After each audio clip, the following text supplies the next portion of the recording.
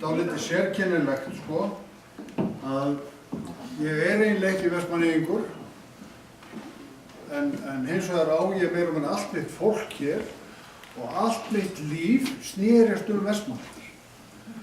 Sérstaklega barnaskap.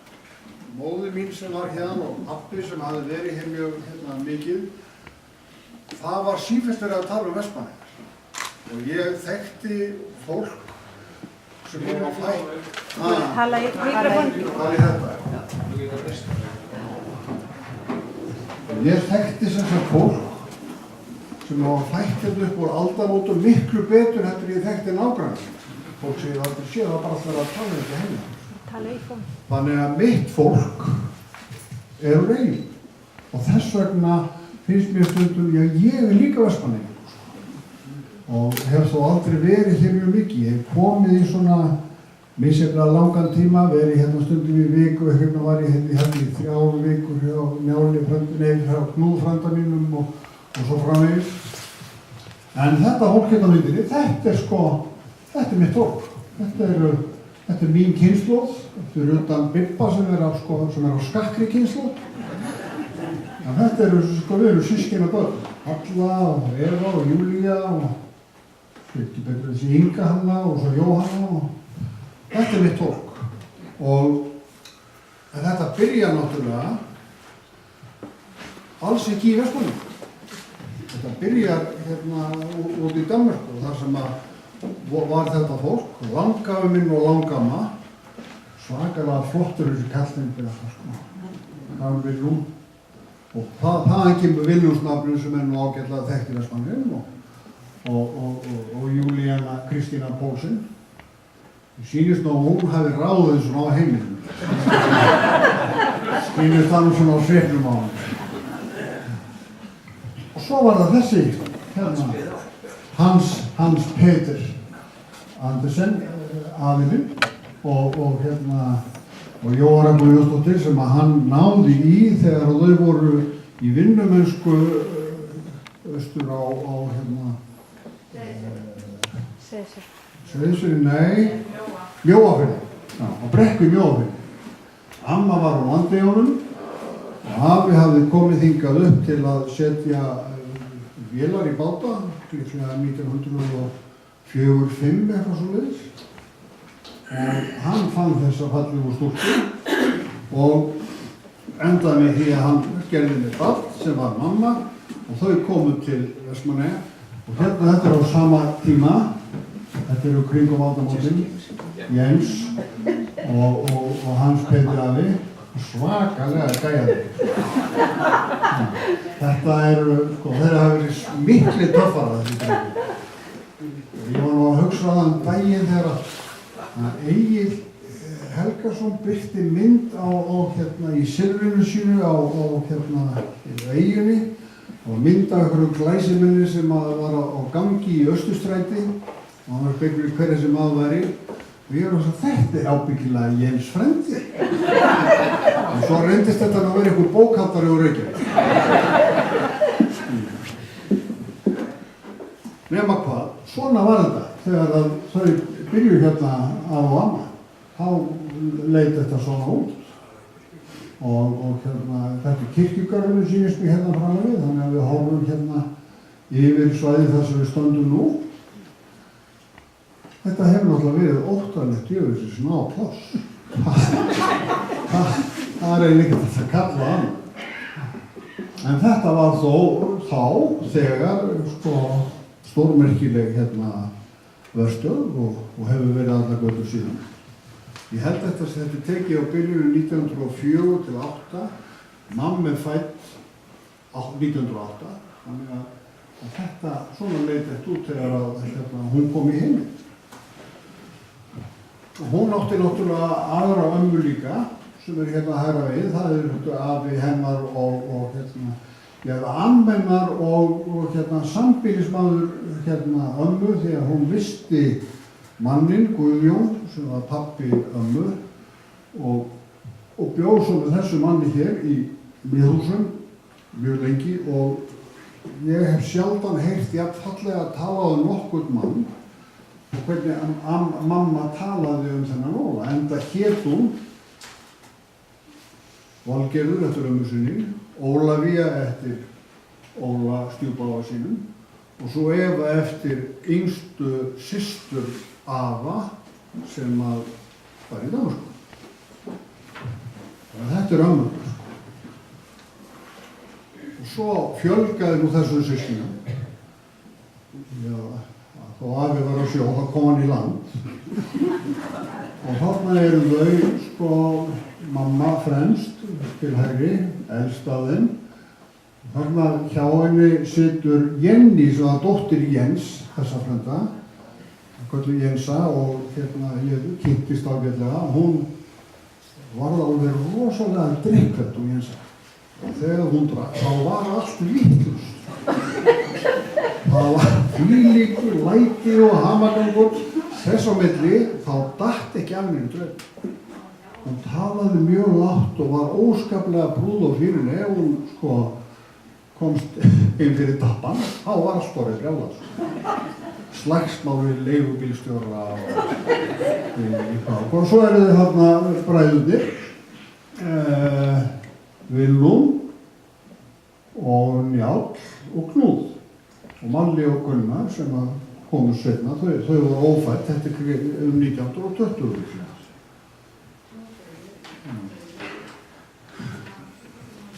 Og hérna amma svo aftur með 3 elstu börnin og svo afi með Jóhannsson sinn sem hann átti af seinna hjónabandi. Þetta er sennilega tekið í stríðslok og Jóhannes var eini sem lifir af þessum systkinum frá Sólbakka. Og þetta er sennilega tekið það leiti sem afi þurfti einhvern tíma að fara til Reykjavíkur og lofaði að kaupa Jóhanni eitthvað fallegt í höfuðstaðinn. Og svo kemur hann tilbaka og þeir standu upp á tröppunum á Sólbakka sem heitir Hásteinsvegi og afi tekur fram þennan fína bíl, svona stóran eitthvað svoleiðis og færi Jóhanni, þetta var skrautlega málað úr timbrín.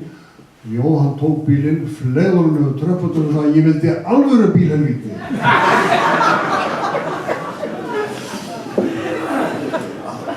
Það fékk hann nú ekki til að seinna. Svo þetta er svona, þegar ég fer að muna eftir mér, þetta er svona upp úr 50 sem þetta er tekið, þetta er afi með börnin sína og Jóhann er þarna efstur til vinstri og Valgerður, þau voru alls systkina þessu síðara hjónabandi og svo þessi bræður sem að mér lærðist mjög snemma að væru miklu merkilegri en annað fólk, duglegri, snyrtilegri og almennt séð í allt öðrum flokki heldur en flest annað fólk, því þetta væri svo fínir kallar.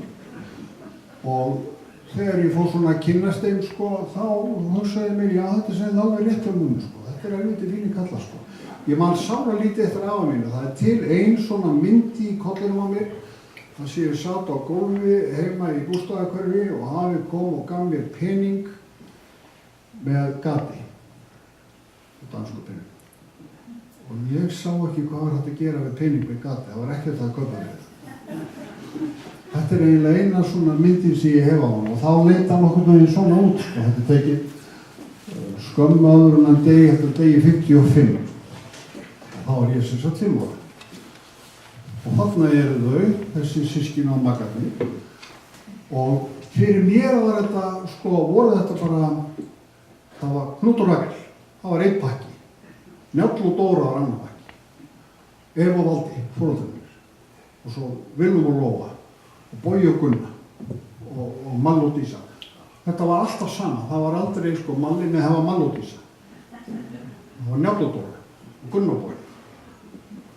Fyrir mér var þetta, þau fóru fullkomlega saman, það var ekkert hægt að skilja þau að.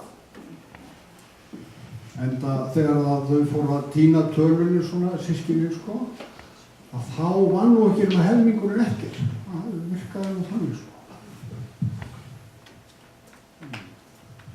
Og svo átti afi náttúrulega marga bræður úti í Danmörku, sumir komu hingað, Jens hafði verið hér talsvert og átti þeir hérna börn og á hér afkomendur.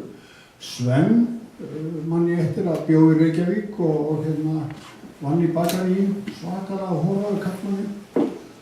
Og svo var Ánkall Theodor, sem var bróðir hans í Danmörku, kom hingað hérna býsna oft. Og þegar Ánkall Theodor var kominn, þá reykti hann London Docks og satt í stofunni og drakk te og þetta var svo hátíðlegt allt og dásamlegt að menn töluðu dönsku eftir því sem hægt var og þetta var einhvern veginn færðist bara allt á annað plan.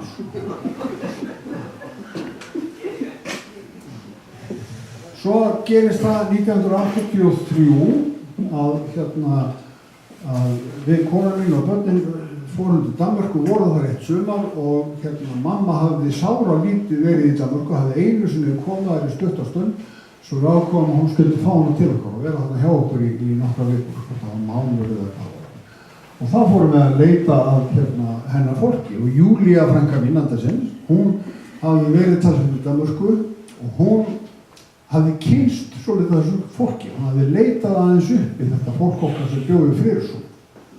Og þar á meðal viss hún af Evu, sem að þá heitur Jespersen, og hún átti þennan kall Valdimar, og það var Eva og Valdimar í Danmörku, og hann keyrði í leigubíl eins og pabbi mig hér, og þarna hittust þær í fyrsta sinn, mamma og Eva sem hún var skilið.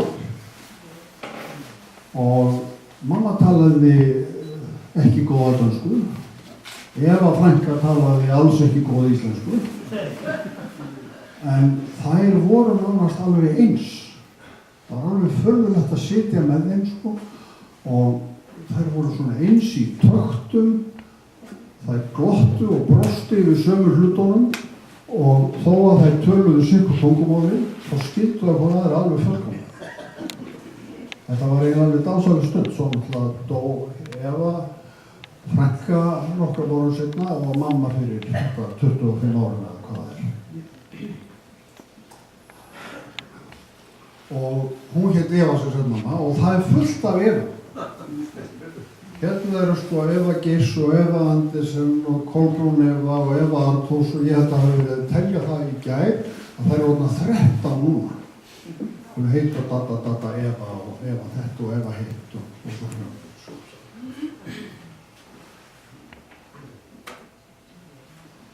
Sko. Svo var ekki nóg við það að það var alltaf verið að tala Vestmannaeyjar í mínum uppvexti, heldur að maður alltaf að borða Vestmannaeyjar mat.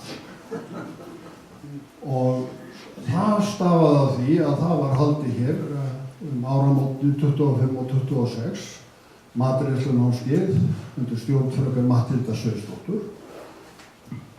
Og þetta var að allar uppskriftir skrifaðar niður í bók og upp úr þessu var eldað heima hjá mér. Og ef það átti að gera alveg sérstaklega vel við maður, hefði maður lunda, sem er sko betri matur heldur en nokkuð annars sem ég hef borðað. Borðaði í fyrra fyrir náði í lunda á Grímsey, hann er ekki eins og. Það verður bara að segja eftir svona.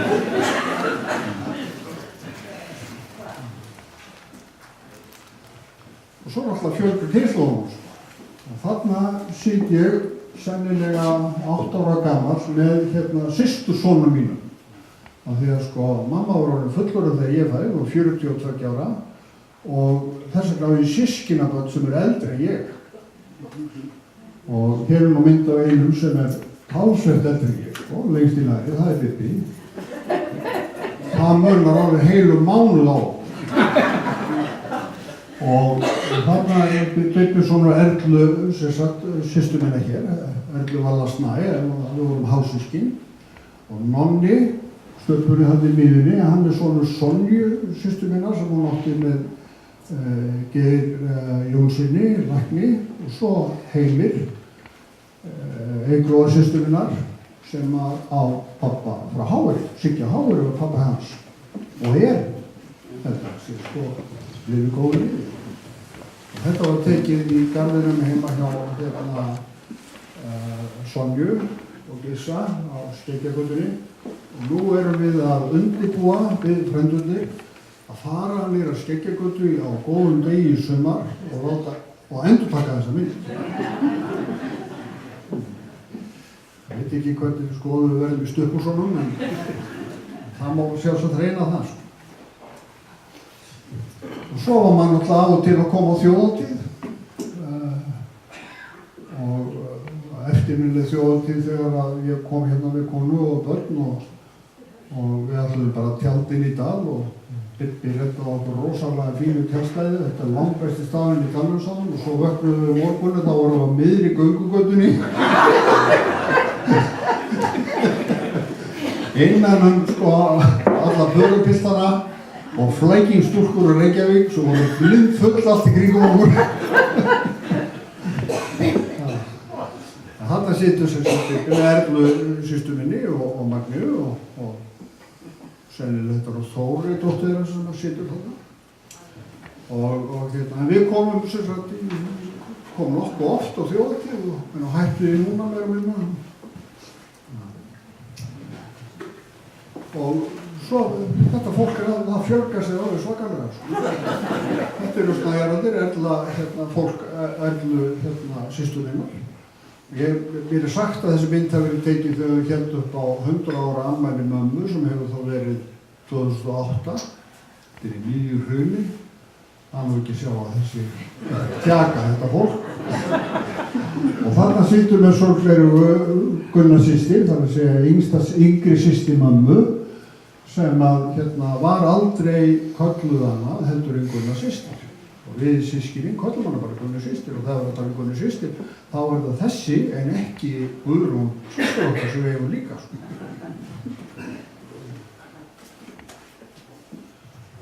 Sko, það gerðist einu sinni að ég þekkti Árna Jónsson og einhvern tíma þá fékk hann mig með sér í tónleikaferð til Vestmannaeyja.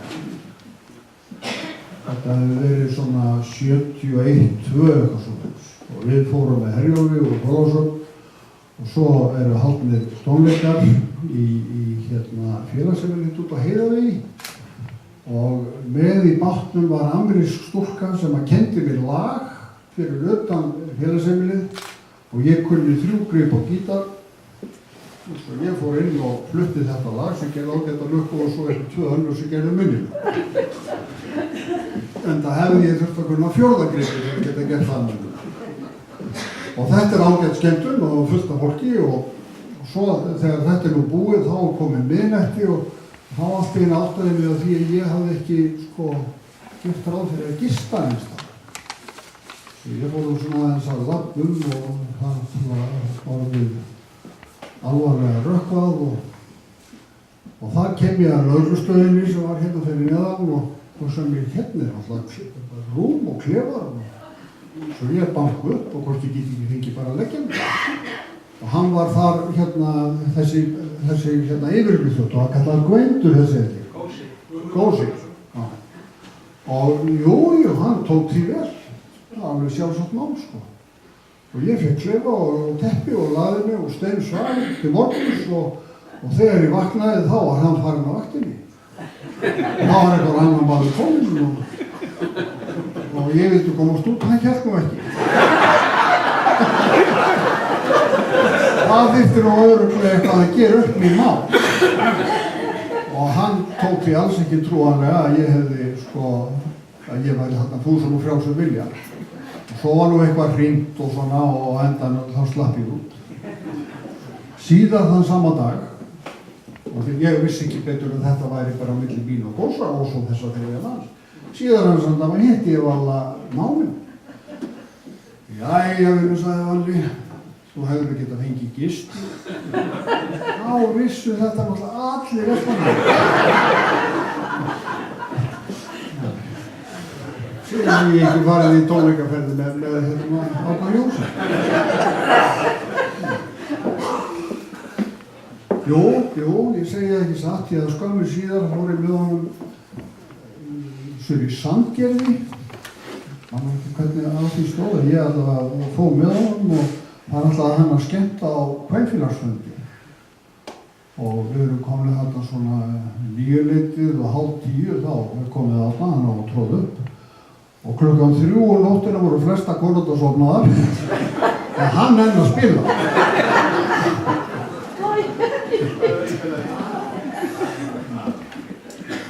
Og svo hef ég haldið góðum vinskap og við sundarminu framfætti, við sérlega mikið náttúrulega.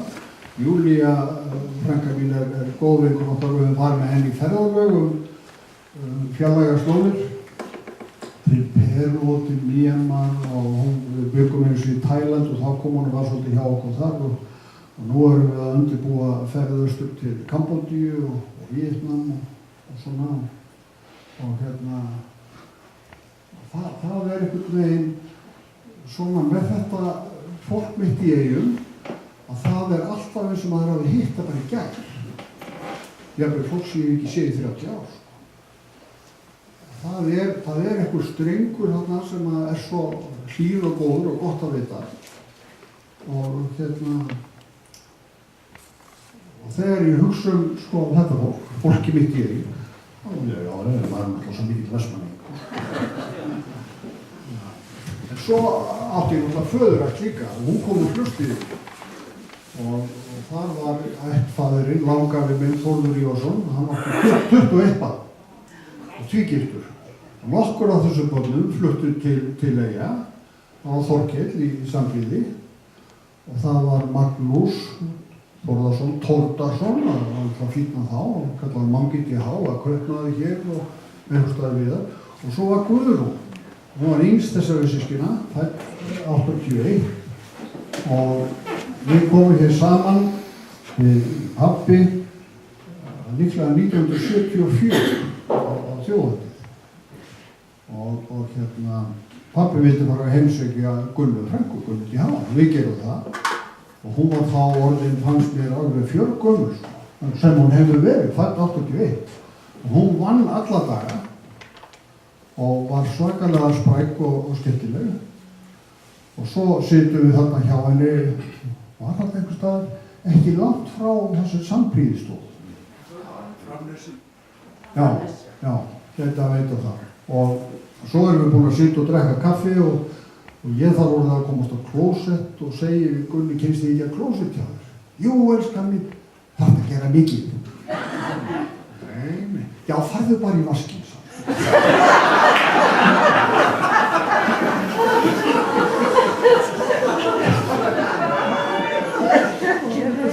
Trígerðalaust fólk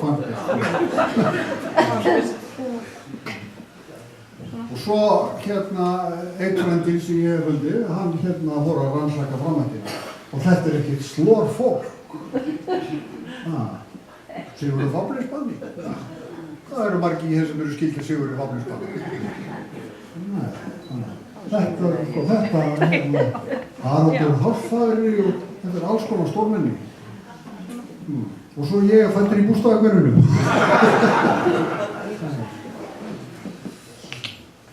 Og þetta var maður var tvítengdur alltaf. Því að Þorkell, hér í Sandvíði, gamli, hann og pabbi voru bræður sinni. Nei, hann var föðurbróðir pabbi. Og svo giftist Bogi Sandvíði, hann giftist Gunnu systurmanni. Og af þessu fólki kynntist ég mest Þuru í Þóttá. Sem maður var alltaf svona óttablandna virðingu fyrir Þuru. Hún var alltaf klædd í kappansföt og var svona, já, maður vissi aldrei almennilega hvað maður átti að halda En hún var voða hlý og góð alltaf og elskuleg við mann og þannig eru þau systkinin sem þar á meðal Bernódus, Þuru og allt þetta, já. Þannig að mér hefur venjulega að koma hérna á bryggju og segja að þeir sem eru frændur mínir rétt upp hönd og þá er alltaf 15-20 manns. Og Og svo heldum við ættamót hér í Vestmannaeyjum 83 og þá lifðu öll systkini og þau standa hér fremst. Og þá voru þarna yfir 200 manns og svo var haldið hér ættamót aftur 2001 ef maður rétt sem að við komumst ekki á og þannig að hópurinn stækkar og stækkar og stækkar og það alltaf að verða fleiri og fleiri fólk sem til náskilsmann og maður þekkir ekkert. Og svo enski leggurinn alveg eftir. Bygg er að vinna í hún.